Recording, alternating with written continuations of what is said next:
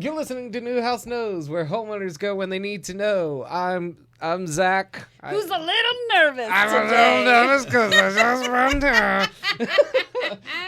I'm Zach, the nervous button pusher.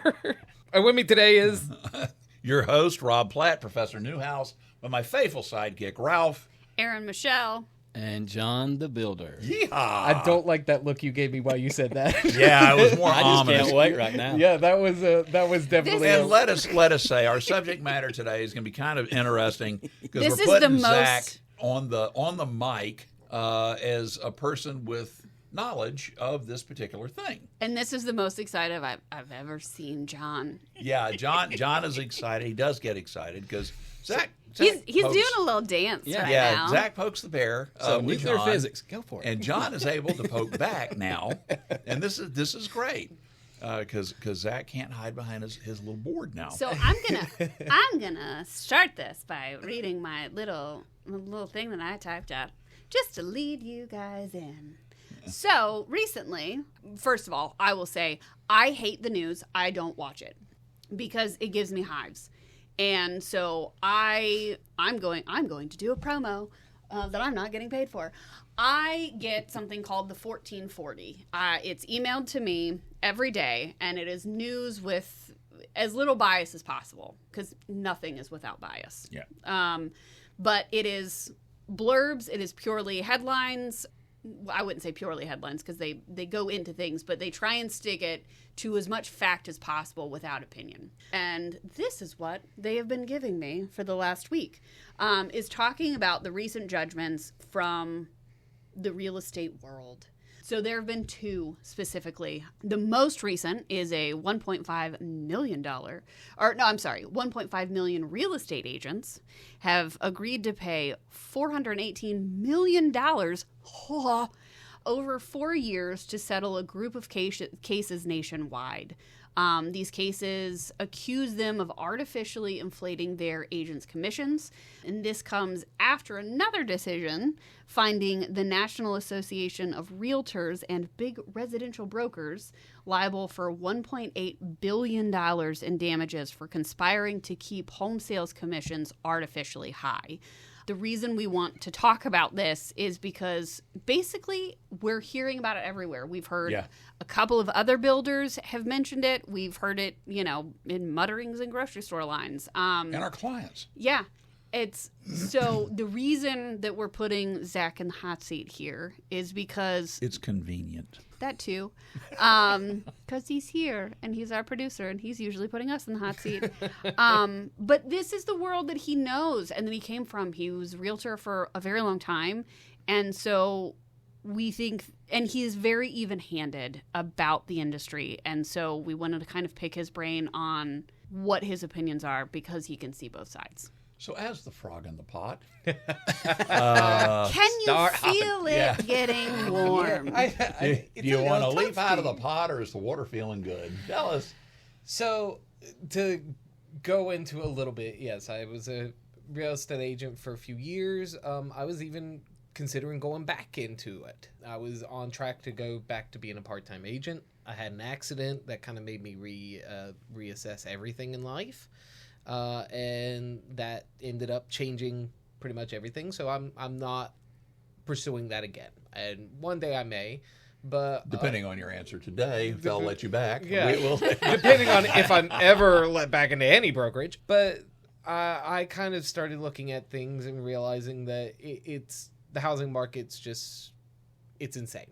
It's utter chaos. Mm-hmm. And I got into being a real estate agent because I was leasing a home and me and my wife got screwed over, and I said I never wanted that to happen to someone else. So that's why I became a realtor. And then, Altruism does not pay. Altruism does not pay, which is why Doesn't mean it's a bad thing, though. Right, which is why I'm no longer able to be a realtor. I'm just being a jackass because we keep getting the door of altruism shoved in our face because we keep trying to do the right thing in our industry. Yeah. And they don't like it. No. And then you wind up doing a podcast.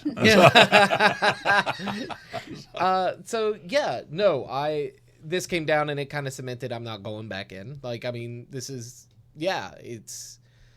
you're right. I am very even-handed because I see both ends of it. So give us both sides. So, all right, on the start with the agent's side. So on the agent's side, if you look at it, the way the commissions are split up is usually, and it's always negotiable. Always negotiable. He's making a point here, guys. You don't understand. We have a tendency to assume that they are immovable. But he's verbally bolding and underlining That these with his words. hands. Always negotiable. It is. And the thing is, it's one of those that usually the quote-unquote industry standard is 3% going to an agent. And the way that's usually broken down is that 3%, 1% goes to the brokerage where your license is held, and that's where, they help with your technology and your printing and your sign, all of that. Marketing, sometimes you still have to pay for a lot of it. But, suppose that's where 1%. 1% goes to the government. That's where it comes out of you and it goes to your taxes and towards anything else that you need to set aside for the end of the year. And then 1% puts food on your table. That's how it's usually broken down. And you're right. That can be negotiated down 2%. It's one of those, you kind of have to go with what your level of doing things is. So if you don't mind, let's take a simple sale. So the math works easy. Yeah. And let's talk about a house that doesn't exist, a $300,000 house. Right. So 3% would be $9,000. Yes. So in fact, $3,000 would go to the broker for the support that he is giving you, or she. 3% is going $3,000. 1%, $3,000 is going to the Fed. Yep, because you are not hired. You are not a W-2 employee. You are a 1099 employee. Right. So that is $3,000 is going to get taken from you. Yes. It's just going to get taken either quarterly or annually, depending on how you file your taxes. Exactly. And then $3,000 is going into your pocket. Yes. So on a $300,000 house, which doesn't exist, I might add, at least not in this area. It may out somewhere, Thule, Greenland, I guess, but middle of nowhere. So this $300,000 house that doesn't exist, if you sold one of those every 2 weeks, you may be able to match with a working spouse. Yes. Or if you're on your own, you better bring it all home. Right. And that's the thing. It's one of those, if you take in the amount of time and labor to get someone to a home buying experience, you're looking at a minimum a month, because that's taking into account making sure they're approved.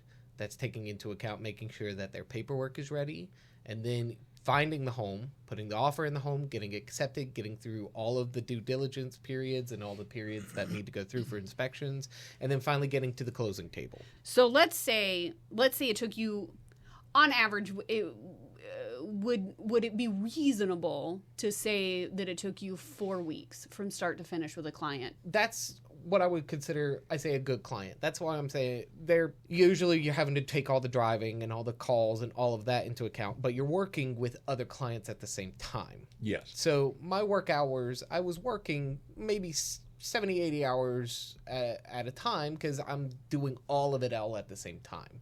And it's one of those that, you get the $3,000. You do not get that until at closing. Correct. So you don't get paid until they get their house.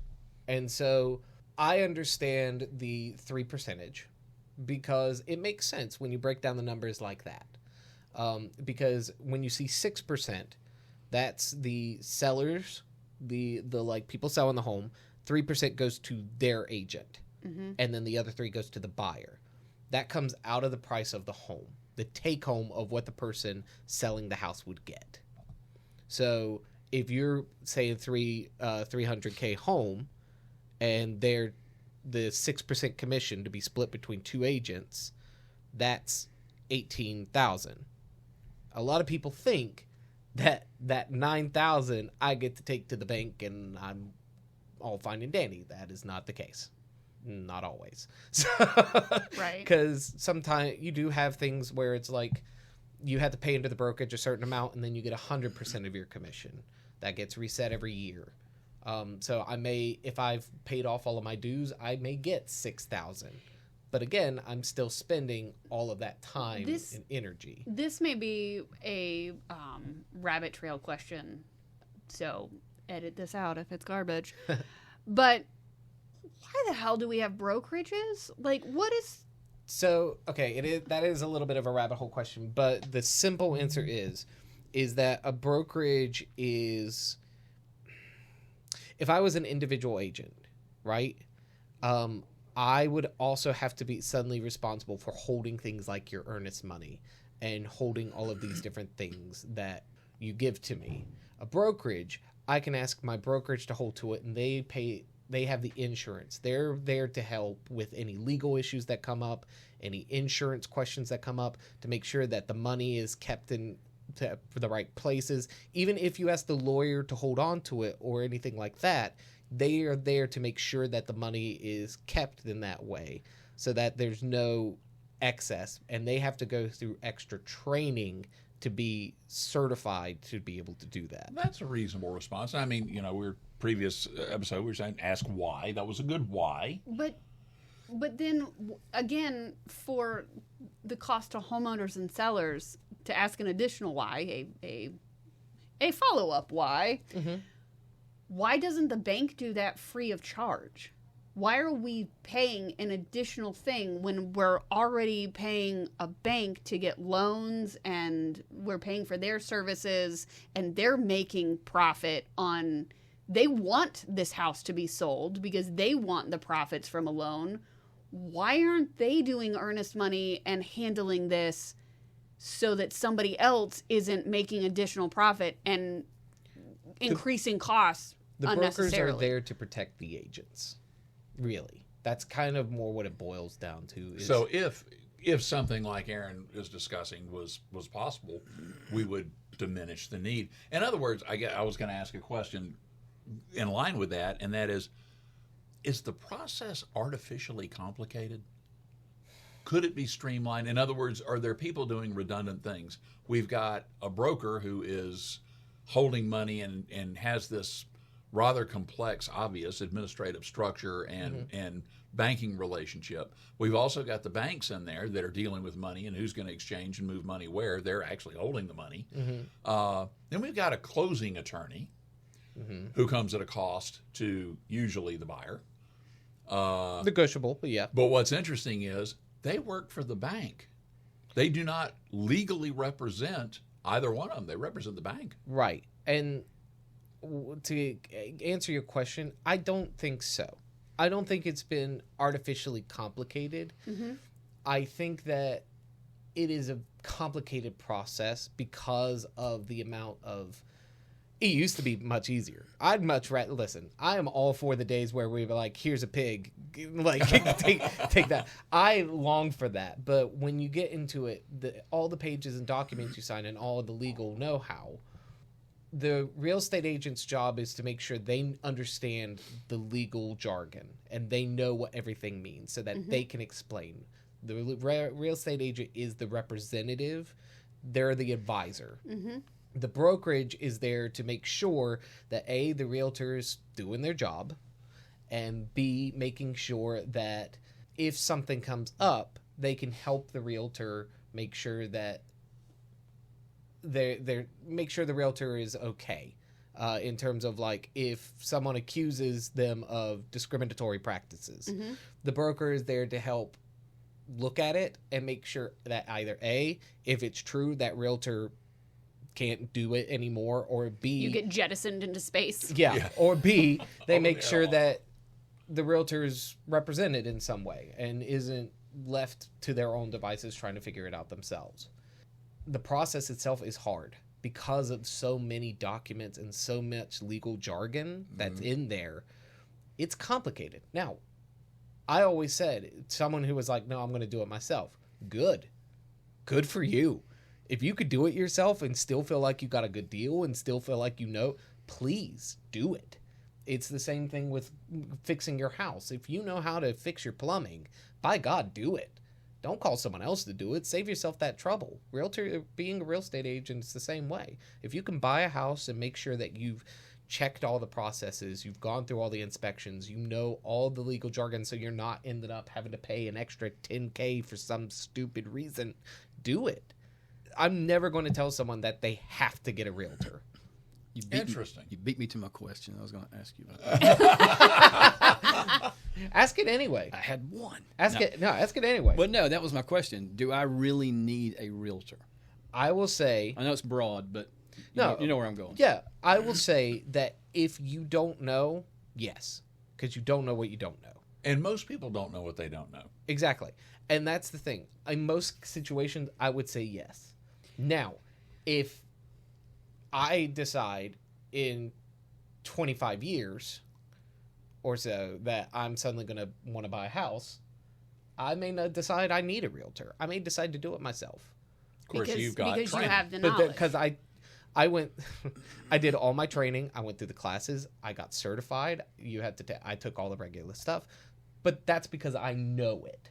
Yeah. So for the most part, I would say, yeah, you need a realtor, but only if you need the realtor. Yeah. Well, and this is like anything in life, John. You know this. You and I know how to do all this crap. If your plumbing fries, you know how to fix it. Yep. Electrical, I kind of stay away from because I'm allergic to getting electrocuted. But, bites you. a lot of stuff I can fix, I can repair. Yeah. However, just because I can doesn't mean I should. Because it comes, there is the question of the time value of money. A plumber is going to come in, get it done, get out. It's going to cost me X amount of dollars. But if I look at my earning power and I look at, all right, I paid the plumber for 2 hours to come in and do this. How much money could I have made in 2 hours if I hadn't done it? It's kind of a valuation. I also kind of equate it to, for those of you that are listening that have no idea how to fix things in your house, but maybe you're crafty. Because I have done this to myself, where you see something in a store and you're like, I could make that. And you see it in the store and it's maybe $40 and you're like, I could make that. I don't think it's worth $40. And you end up down a really crazy rabbit trail, and it's taken 6 months, and it's taken $200 worth of supplies.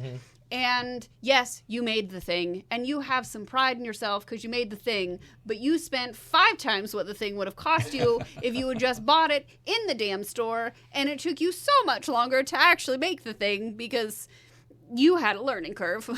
Well, it begs a question, and and this is your first vantage, and that is that of the agent. When I look at this presentation you just gave us, it seems very reasonable. The costs seem to be pretty reasonable. As a matter of fact, I would be willing to guess that the average agent doesn't get rich. No. The average agent lasts less than a year. Really? Interesting. The turnaround time for being an agent is insane. Any Joe Schmo can go get their realtor license, but being an quote-unquote agent that makes it for a long time is Successful. hard. Okay, so this is kind of subjective, but why? I mean, agents come in, they're out in a year. Here's our question from the last session. Yeah. Why, Zach? Because it is hard. It is hard. No one likes realtors. Well, But here's and based on the math that we just did a couple of minutes ago, it's an insane hustle. if you're an established agent, you don't have to put in that kind of manpower. Sure. Because your name has gotten established, your name has gotten out there, the friend of the friend is going to get the house. But as a new agent, You've got to put in the I've legwork gotta to get the history. I got to make phone calls. I'm supposed to go do door knocking, which I hated doing because I always thought it was Cold calls stupid. are the worst. Cold calls are the worst. But that's the thing. It's one of those you're having to put in all that extra time. And the thing is, I had a saying where it was you had your couch agents, where they would just sit and wait for the business to find them because their sister's boss needs to find a house, and the sister was like, "Oh, I know someone." That's great, all well and good, but that's not how you're going to make it. So, on the average, and I know this is subjective, but a good agent comes in, they're a newbie, they're a plebe, freshman, whatever. They come in, and we all hate it. It's the old, you got to pay your dues, son. So you got to pay your dues. How long are you paying dues? How many agents that actually survive the first year? How long before they are kind of in the groove? They have a book of business. They have a book of business. I would say that in my opinion, from what I could say, is probably 3 years. Okay. 2 to 3, like 2 good years of hustling. And then on the third year, you find that it's established and easier. So traditionally, we have found, there was the dreadful cliche. Generally, it was women, the housewife that became a realtor. Mm-hmm. I think what we're really talking about is there's one dominant revenue stream in the family, and this is probably a younger person's entry level career, because you're going to have to hustle your fanny off, and it's going to be both physical and mental. And it's a flexible schedule. Precisely. So typically for And, parents, you they know, can work around school schedules. The primary breadwinner can handle the basics of living while you're building your career. So you're telling me that the money they make, most of them, and I don't know what that percentage is, crap out at the end of a year. It's at least, I think the last time I checked, it was like 85%. 85%. Wow. So A year. 15 out of 100 make it to year 2 Mm-hmm. before we get to a new stat. Yep. That's pretty. Wow. That's bleak. That's major Yeah. turnover. No, it's huge turnover. And Yeah. because the thing is, it's one of those, you see those signs that tell you real estate, you Yeah. get in there and you'll just start making money. And that's not the case. It's hard work. I equate it, it's not the same, but I equate it to when I was in undergrad. The first couple of years is core classes and bullshit. But my first drafting class, it was a hand drafting class, and my teacher looked around, and she was a ball buster, man. She scared the shit out of me the first day of class. And she told she said, look around at the other gals in class, and she said, by midterms, half of you will be gone. Mm-hmm. Yeah.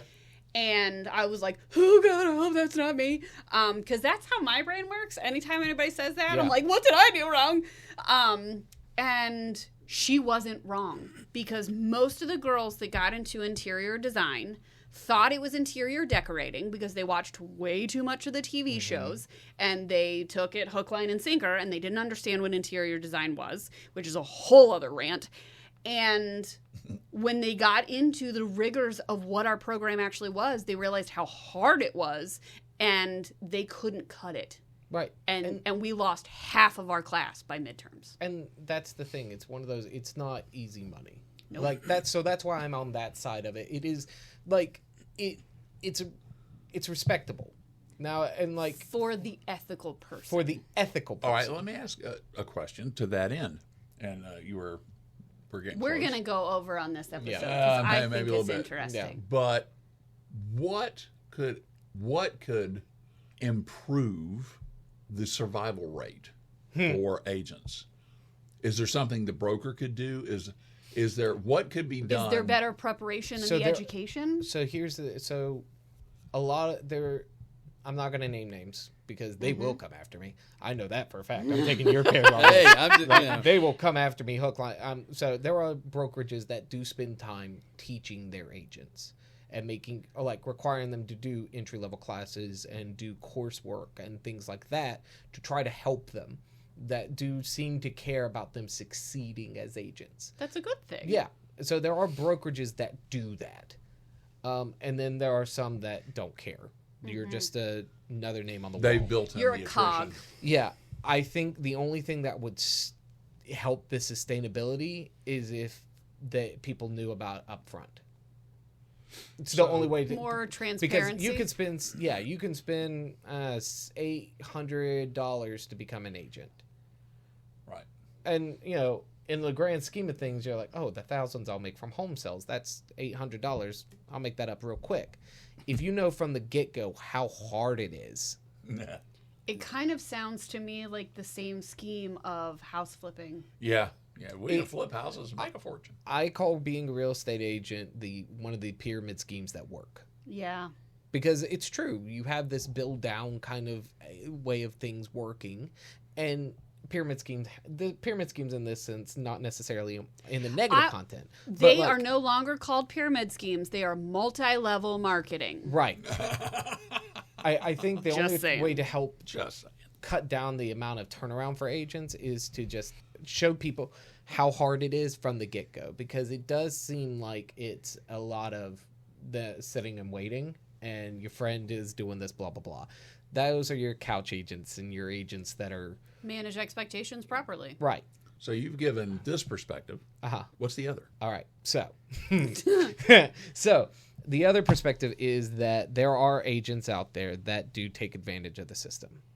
That they're the modern day snake oil salesman who can show you a picture and say, we have these success results, but they don't tell you all the other stuff.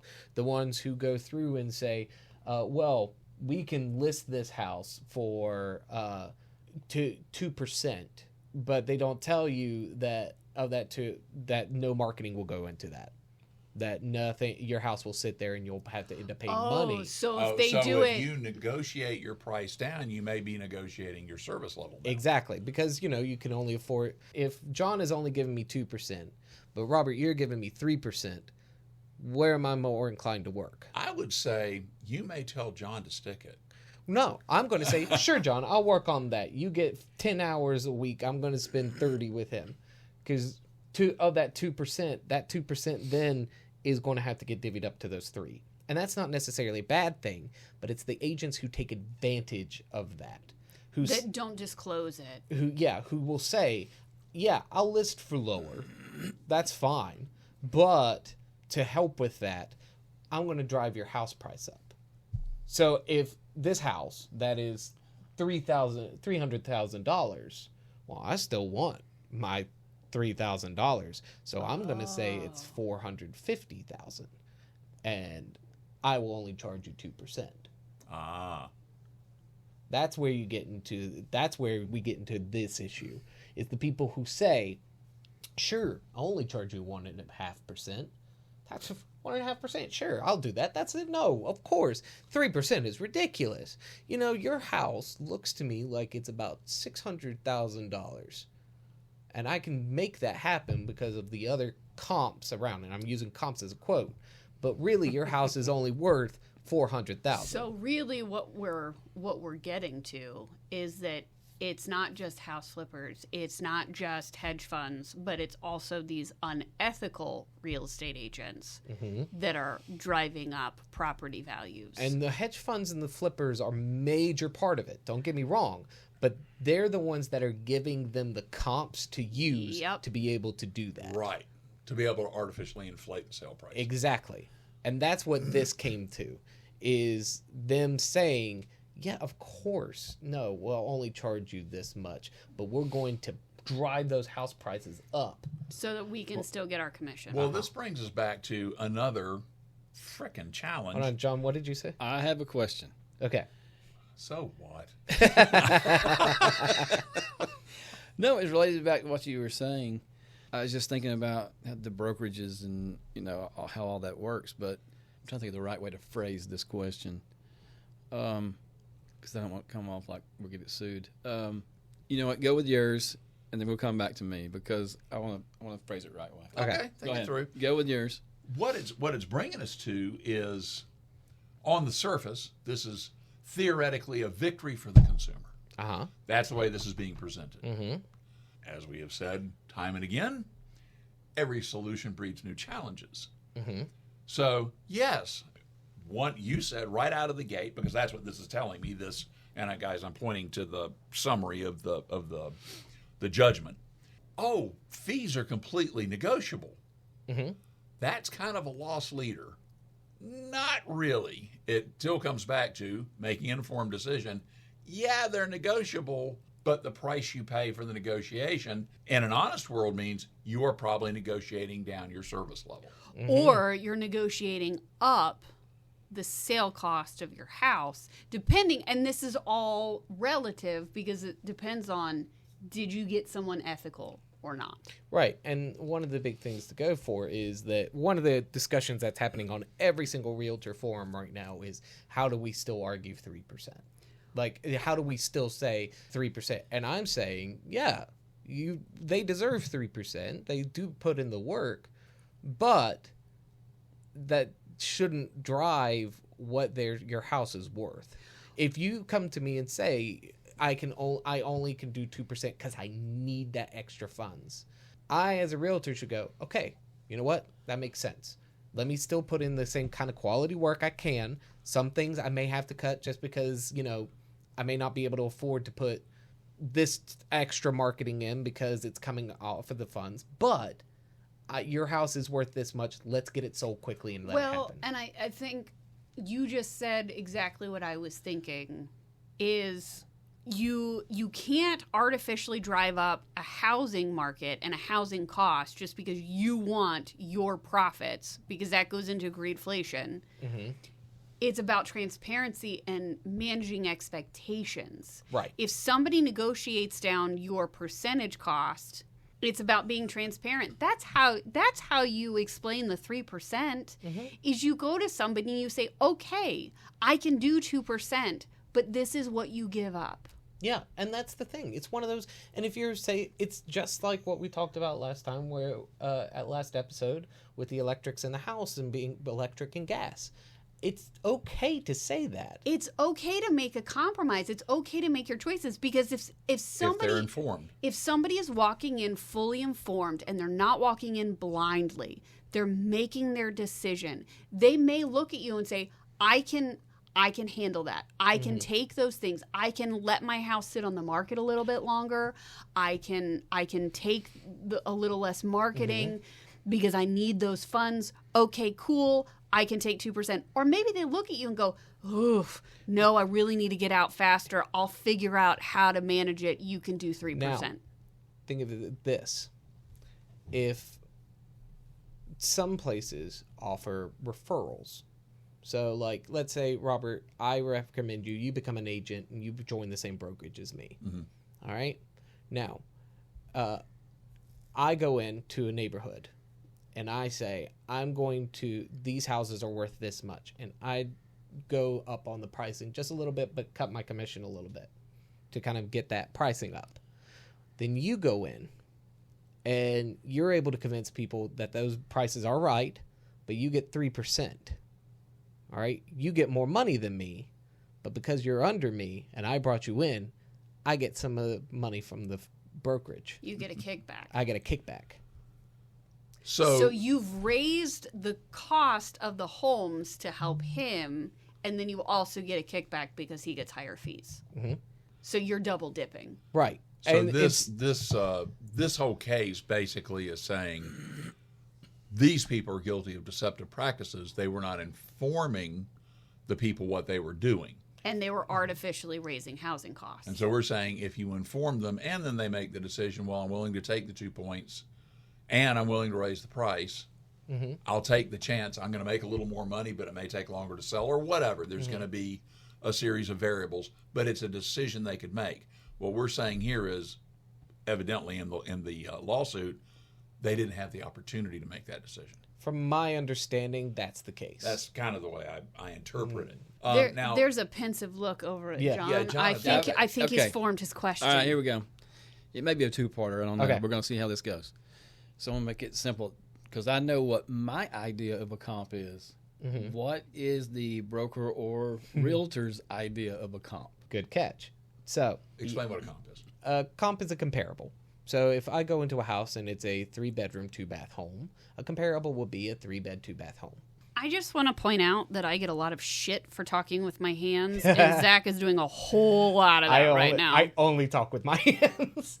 And so... But you're more fun to poke fun at. So the comparables, when it comes to, there's no hard, concrete answer. Which is stupid. Again. I cannot go to you and say a 3-bed, 2-bath home is worth this much.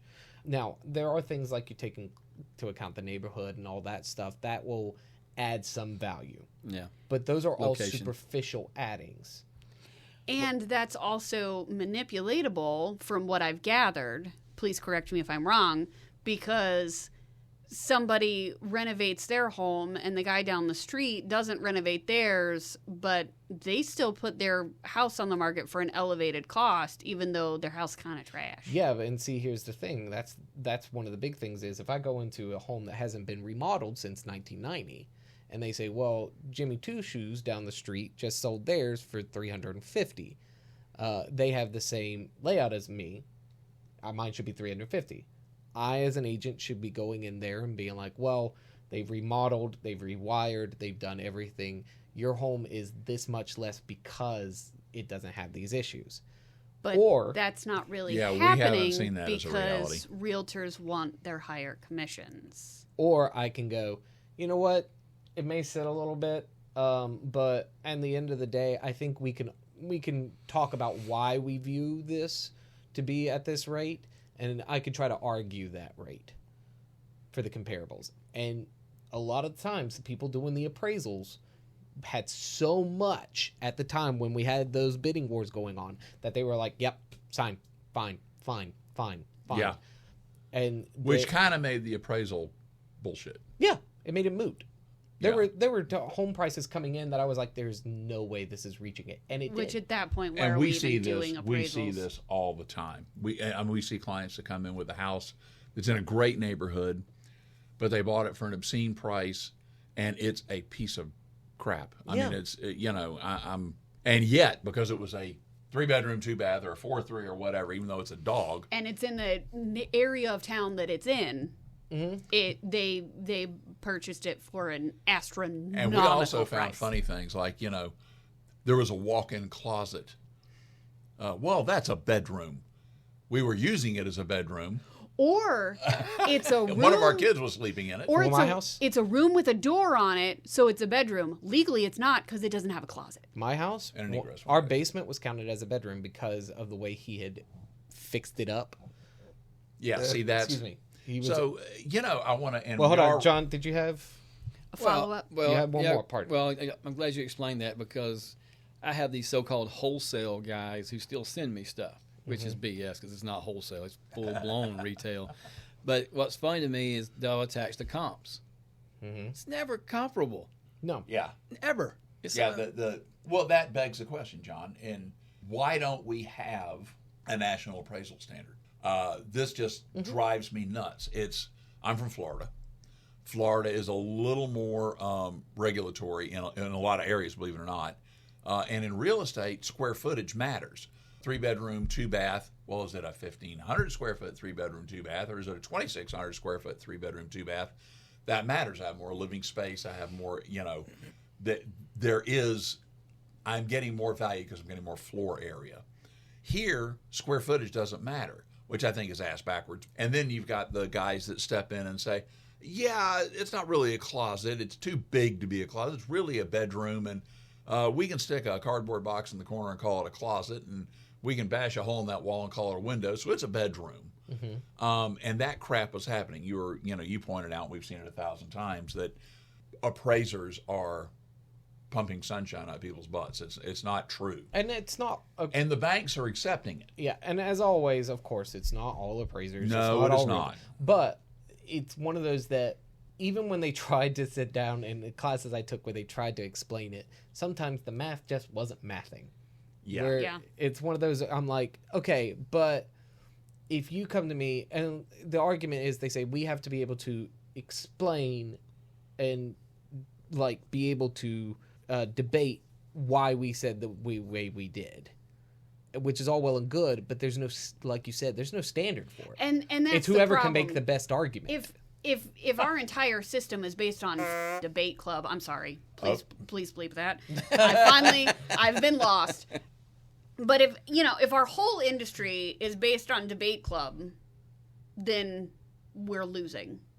Right. Because that's the thing. The buyers are who lose. That you just took the words out of my mouth. The we that's losing is the consumer. Yeah, Right. we the people. Thank you. Because The consumer. it is now the consumer that has been left behind in the dust. We're the ones that can't afford groceries. We are the ones that can't afford housing. And it's not just housing that you buy. It is now housing that you rent.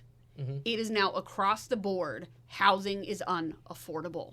Yeah. Oh, it 100%. Vehicles are now unaffordable. I'm looking into, because my husband's car is now getting to the point that we need to replace it. We can't It was afford at a the new. point it needed to be replaced like 10 years ago. Okay, no, it wasn't. Actually, engine-wise, it's really good. It's just he can't get it waxed for the life of him. But we can't afford a new car because cars are unaffordable. Yeah. Everything's unaffordable. Childcare. Oh dear God, looking at summer camp for my kid. There is no such thing as affordable childcare anymore.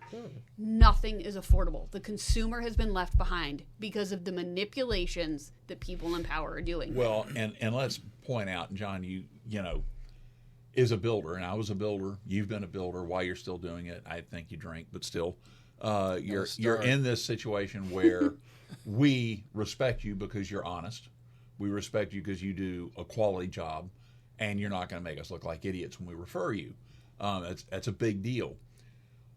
One builder who's a brown shoe salesman that gets out there, lies, doesn't hold all their insurance, does substandard work, uses subs that aren't worth a crap. In this state, if they pass the test, which is not any great feat, they're competing with you with your extensive experience in doing this. How do they compete? One builder, or let me say, moreover, a handful of bad builders tend to paint the whole industry as, watch out, builders aren't honest, builders aren't this, builders aren't that, and you're suddenly painted with a broad brush. And it's in so many other areas. Realtors are scumbags. Well, no, they're not. They're out here busting their butts, trying to make a living and get ahead. And some unscrupulous people in lawsuits like this, suddenly they're all scumbags. Yeah. Lawyers, they're all bad.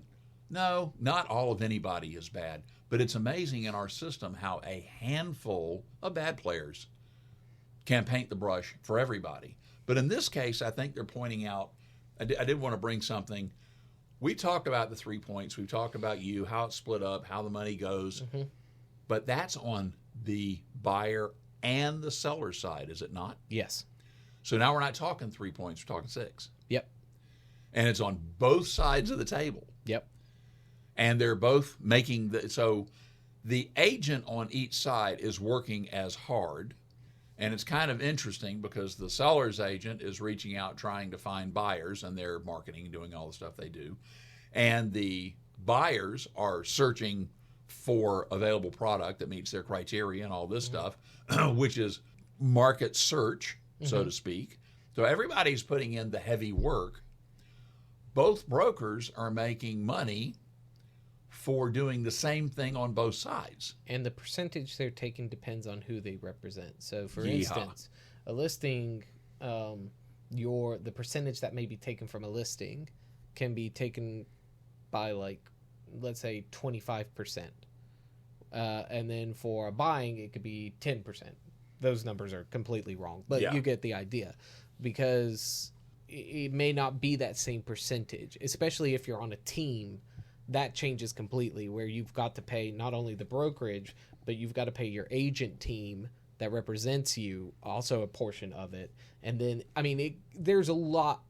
Being a realtor is expensive because you're paying for everything out of pocket. Everything. To be an agent that does absolutely nothing costs at least $200 a month just to do nothing. You still have to pay the brokerage to hold your license. Now, if you want to add things in, you've got to pay for those extra things, and it comes out of your pocket. So that's why they want to charge so much, because it's so expensive, because everyone's taking a little bit of everything. So that's why on the one hand, I'm like, 6% is a lot, but when you get into it, most agents are not taking home any of that.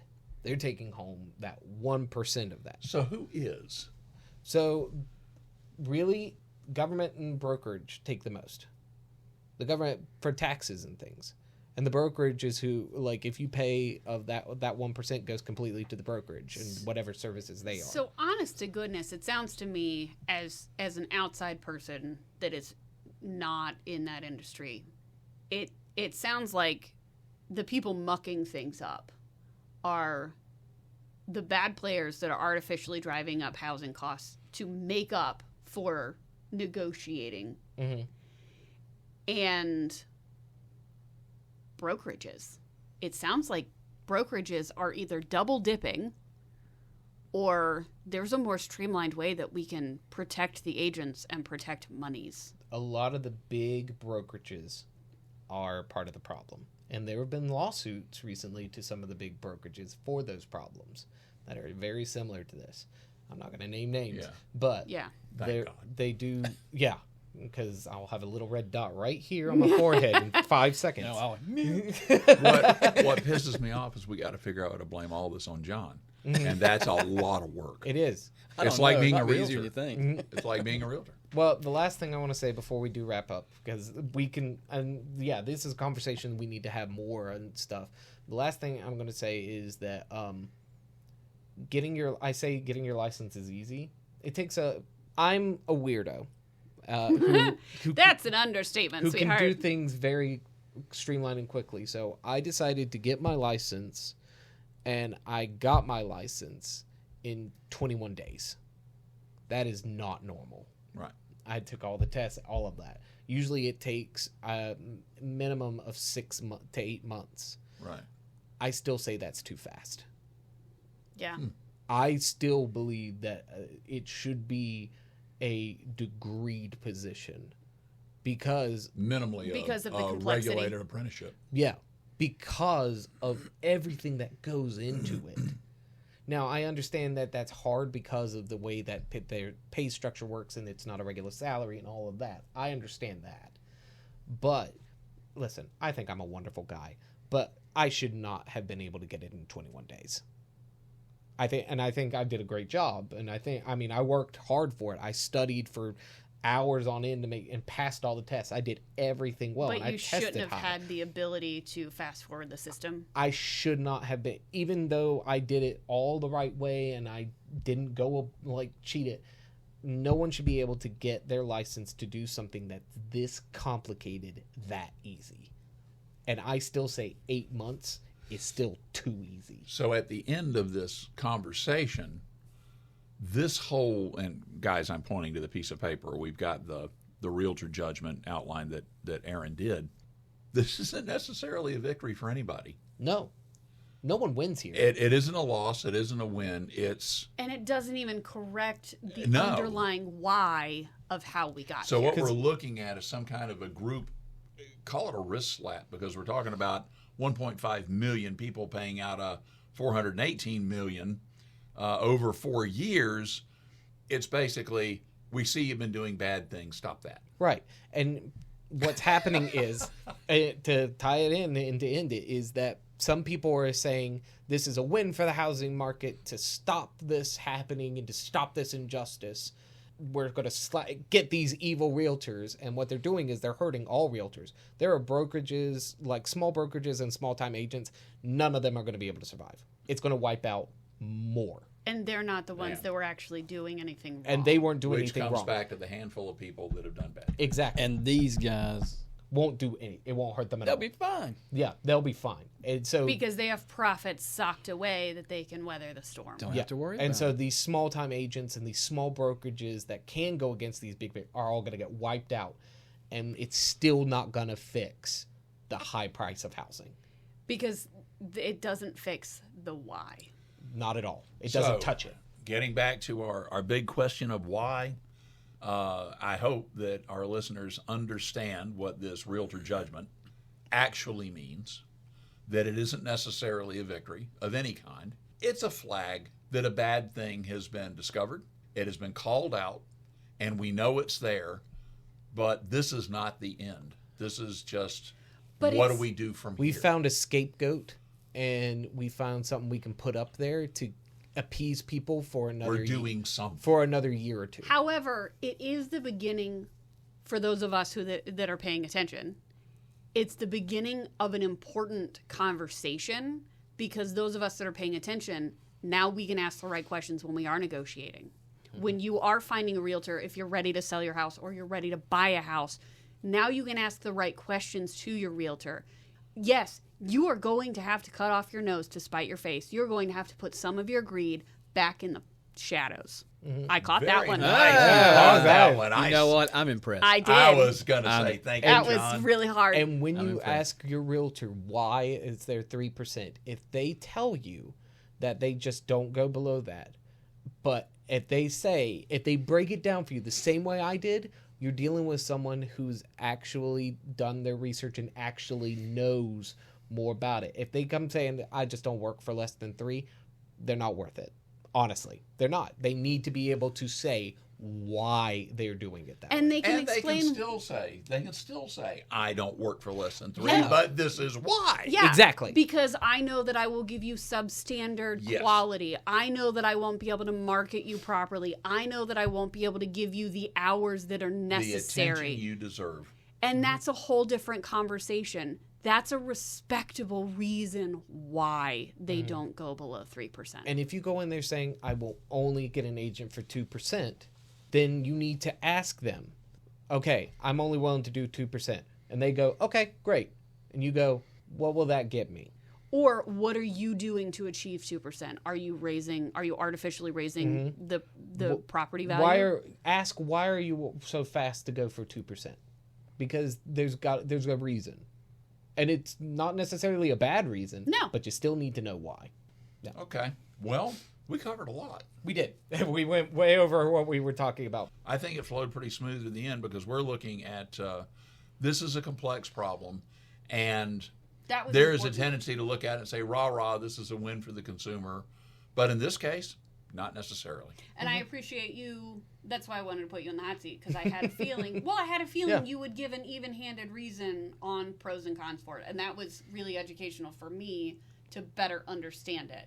Right, because on the one hand, I totally get, like, this sucks for realtors. This sucks for the everyday Joe. And on the other hand, yeah, it It's was good happening. for the bad guys. It is happening. Yeah. But the bad part is they will not be affected No, not at all. But that's how everything seems to work right now. It does. Is the bad players, the ones that are making hand over fist, they're all always getting away scot-free. They're paying a couple penalties, they're getting slaps on the wrist, and then they're flying away to the Maldives to go on vacation. This is that number drop in the bucket for those agents. Yeah. With this week, we put Zach in the hot seat. He is our guy. He responded very well. But stay tuned, because in our next episode, John's in the hot seat. And this is one of my personal favorites, mostly because John does not do well with the spotlight. He likes to be kind of a quiet guy, and we're going to draw it out. The shock in his face that just happened. I am made trying to my look day. and see what I'm in the hot seat for. Well, and what we're going to do in our next episode is we're going to ask the same questions of builders. Okay. Your fees, how you structure your fees. We find you to be very fair. That's one. You know, John, I keep talking you up, but you're the real meal deal. I mean, you're a gifted builder. You have ethics and morals, and doing a quality job is important to you. And at the same time, you present what you are comfortable with as a value. That the services you give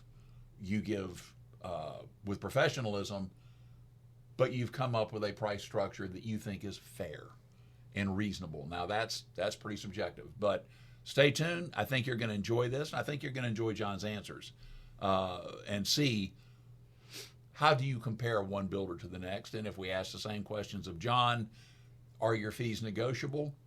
What do people have to give up? Just like, Zach, you told us, you give up in the realtor world. So we'll see you next time. Yeehaw.